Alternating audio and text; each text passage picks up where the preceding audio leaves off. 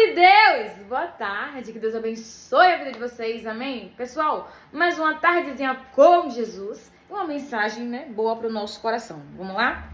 Nossa mensagem hoje está em João 8:23, que diz o seguinte: E ele dizia-lhes: Vós sois de baixo, eu sou de cima.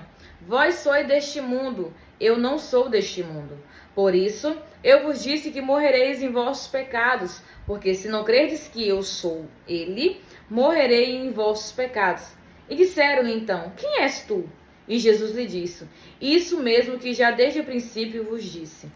Irmãos, eu sei que às vezes tem algumas passagens, alguns dizeres de Jesus que às vezes, buga a nossa mente. Imagine a mente do povo ali que andava com ele. Mas se você for prestar atenção, em toda a sua trajetória, em todo o seu ministério, desde o início de quando Jesus ele se revelou ao mundo, ali, no batismo ali com João Batista no Rio Jordão, ele vem pregando a mesma coisa. Perceba, Jesus desde o princípio ele vem falando sempre a mesma coisa, de que ele era aquele que havia de vir ao mundo. Jesus ele sempre tentou, fazer com que o povo cresce, que de fato ele era aquele que Deus já havia prometido desde os profetas, que levantaria um Salvador, que levantaria alguém que iria remir ali o pecado do povo. Então já havia profecias, sonhos, revelações a respeito de Cristo, e quando ele finalmente se revela ao mundo, o povo não consegue crer. Por quê? Pelo povo entender e saber que Deus é um Deus glorioso, é um Deus majestoso, poderoso, tal. Provavelmente eles tinham na mente dele que Jesus viria em berço de ouro, em cavalo branco, que Jesus vinha para reinar na terra, que Jesus vinha para mandar e tal, e aquela coisa toda. Mas o reino de Jesus não era terreno. O reino que Jesus pertence, não é um reino terreno, um reino carnal.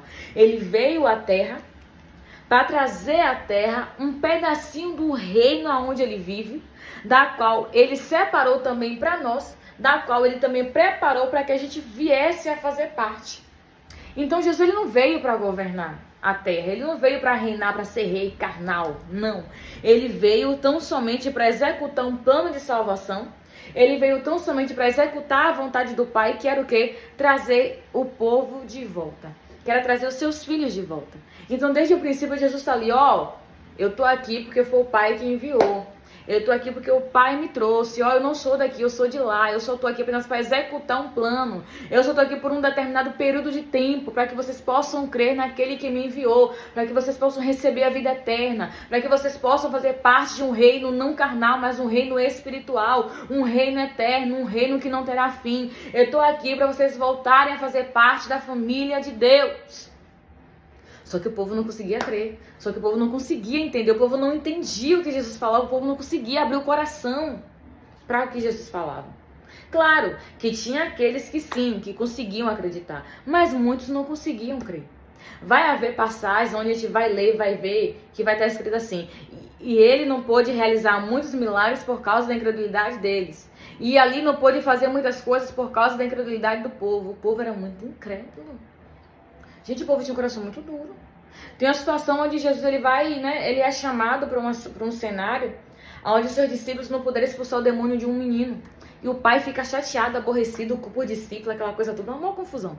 E aí quando Jesus ele chega na cena que passa uma situação para ele, aí Jesus pega e fala: a geração perversa e incrédula. Até quando eu vou ter que suportar vocês? Traga o menino. E aí Jesus vai e liberta o menino. Irmãos, nós temos que aprender que o reino de Deus, as coisas de Deus, não é movida por sentimento, por emocionalismo, por... Não. O reino de Deus, ele se move, ele se manifesta quando a gente crê nele. O reino de Deus, ele é estabelecido na vida daqueles que acreditam e que recebem a Jesus, que recebem o reino. E aí Jesus, ele está aqui tentando colocar isso no coração do povo e fala: eu vou para um lugar para onde vocês não podem ir.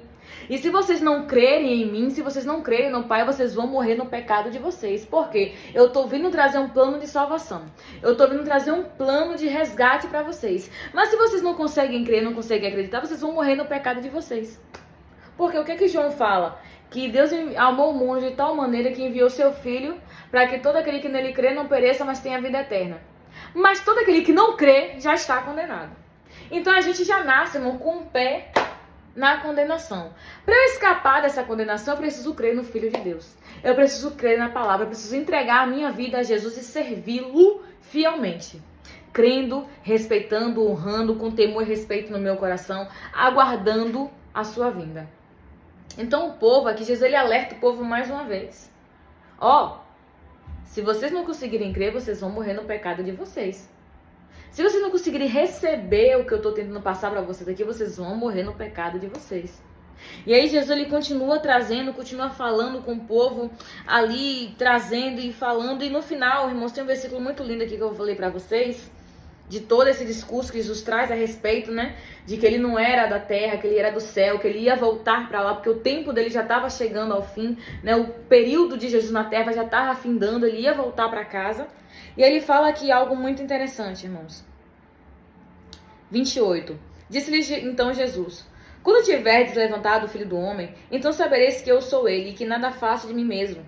Mas como o Pai me ensinou, falo estas coisas. E aquele que me enviou está comigo. O Pai não me deixa sozinho, porque faço sempre as coisas que lhe agradam. Falando ele essas coisas, muitos creram nele. Jesus aqui já estava falando a respeito da sua morte ali na cruz. Que quando ele fosse levantado naquela cruz, quando ele fosse erguido naquela cruz, quando o povo finalmente tivesse seus olhos abertos, aí o povo ia entender tudo que Jesus falou. E foi isso que aconteceu. Depois que Jesus morreu e ressuscitou, foi que o povo, até os próprios discípulos, vieram entender Jesus passou 3 anos e meio, irmãos. Jesus passou 3 anos e meio pregando, ensinando, curando, demonstrando sinais, poder, maravilha. E muita gente só conseguiu de fato crer em tudo que Jesus pregou só depois que ele morreu e ressuscitou. Só depois que o plano de salvação havia sido executado. Mas aí Jesus mais uma vez afirma, independente do que vocês acreditam ou não, tudo que eu tô falando, tudo que eu tô passando pra vocês é porque o Pai me instruiu dessa maneira. É porque o Pai passou pra mim, eu tô passando pra vocês. E eu tenho certeza de uma coisa, que em toda essa peleja, em todo esse perrengue, em todo esse problema, Ele não tem me deixado só. Porque eu faço o que lhe agrada. Eu não tô sozinho, porque eu faço as coisas que agradam ao Pai. Irmãos, é aquela questão que eu falei a vocês em um vídeo aqui anterior.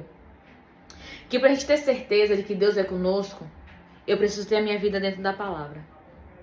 E para eu ter mais certeza ainda de que eu não estou sozinha, para eu ter mais certeza ainda de que Deus ele não abre mão de mim, que Ele não larga a minha mão, é quando eu faço aquilo que agrada a Ele. Porque, irmãos, uma coisa é eu encher o peito, encher a boca e dizer que Deus faz a minha vontade, que Deus me honra, que Deus me abençoa, que Deus aquilo. Mas será que eu também abro a boca com o mesmo orgulho para dizer que eu faço aquilo que agrada o coração de Deus? Que eu faço a vontade do Pai? Que eu renuncio por amor a Ele? Que eu abro mão das coisas por amor a Ele? Porque, Jesus aqui abre mão da sua vida por amor. Jesus abriu mão da sua vida por obediência. Jesus abriu mão da sua vida tão somente para fazer a vontade do Pai. E às vezes eu não quero abrir mão, irmãos, de coisas supérfluas, de coisas que roubam o meu tempo com Deus. Eu não quero abrir mão de coisas que me contaminam, de coisas que me afastam de Deus, de coisas que, irmãos, bota uma coisa no seu coração. Deus nunca vai aprovar aquilo que lhe afasta dele. Deus nunca vai abençoar aquilo que Ele sabe que vai tirar você da presença dele. Não vai. Aline, mas é porque era o que o meu coração queria. Era o que o seu coração queria, mas não era o que o coração de Deus queria.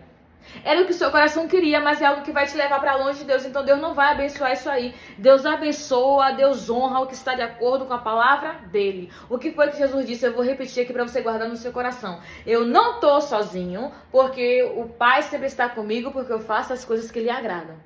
Pronto. Você quer Deus lhe honrando, Deus lhe abençoando de verdade? Agrade a Ele, priorize a Ele, faça a vontade dEle, abra mão do mundo para fazer a vontade do Senhor. E aí sim você vai ver Deus lhe honrando em tudo. Amém? Deixa eu orar. Pai, obrigada, Senhor, por essa palavra. Eu já oro pedindo esta bênção sobre as nossas vidas. O que, Senhor? Pai, nos ajuda a te honrar, nos ajuda a te agradar, nos ajuda a fazer aquilo que apraz ao teu coração. Nos ajuda, meu Deus, a executar a tua vontade de forma fiel e leal, de forma obediente. Nos ajuda a renunciar por amor, Pai. Nos ajuda a nos entregar por amor. Nos ajuda a fazer tudo por amor, Senhor. Pai, eu coloco as nossas vidas, Senhor, nessa tarde em tuas mãos. pedindo, Senhor, a tua visitação, pedindo o teu agir, pedindo a tua bênção sobre as nossas vidas. E lhe agradecendo porque eu sei que às vezes, por mais que a repreensão, Pai, não seja de agrado no momento, mas toda repreensão é porque o Senhor quer, Pai, nos abençoar. Então, Pai, nos abençoa nessa tarde, em nome de Jesus. Amém. Amém? Que Deus lhe abençoe.